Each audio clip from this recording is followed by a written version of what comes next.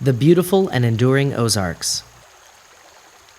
Few places in the United States have such a vivid popular image as the Ozarks. Farmlands grow our food, factories make our merchandise, and suburbia warehouses our after-work bodies. There is little to distinguish one functional and expedient development from another. Much of the newer America lacks character. There is as yet little mythos or art about it. Yet this modest river-cut uplifted plateau in the central United States has long had a distinct image, though thinly populated and of small economic import. This is the first paragraph of The Beautiful and Enduring Ozarks, a photographically illustrated book with a lucid explanation of how culture and nature have interacted in this distinct landscape. Photographed and written by Leland Payton, whose ancestors, not surprisingly, were among the earliest settlers in the Appalachian Mountains and the Ozark Highlands. Photographing the region of his birth evolved out of his practice of taking a sketch pad on fishing trips as a boy. Up to Falling Spring, we photographed the mill, log house. Leland Payton recently revisited places he's been enamored with throughout his life. The Ozarks is not immune to change, but much of it is resistant.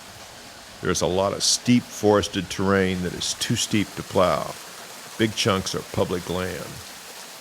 For 40 years I've been photographing Falling Springs Mill, an old homestead preserved within the Mark Twain National Forest. Since I took this picture in the early 1970s, the flume has fallen in, but the little mill is much the same. Payton has paired his photographs of the primitive Ozarks with quotes from writers like Vance Randolph, who shared his enthusiasm for both its wild landscape and the progress-adverse folks who settled these hills and hollows. Randolph wrote in 1953, "Within my own memory, there were unregimented families in the Ozarks who lived by hunting and fishing, raising a few mast-fed hogs, growing a little corn, and distilling whiskey. There were hill folk who dinned in log cabins with dirt floors and no windows, men who slept on cord beds and killed deer with muzzle-loading rifles, women who used spinning wheels and wove cloth on homemade looms."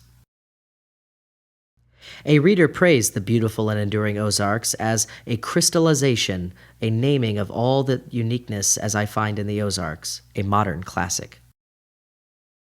June Sawyers wrote in the Chicago Tribune's Resourceful Traveler, "Payton has an especially soft spot for local color, such as the hill country characters made famous in the paintings of native Ozarker Thomas Hart Benton, and whose descendants are still very much a part of the landscape.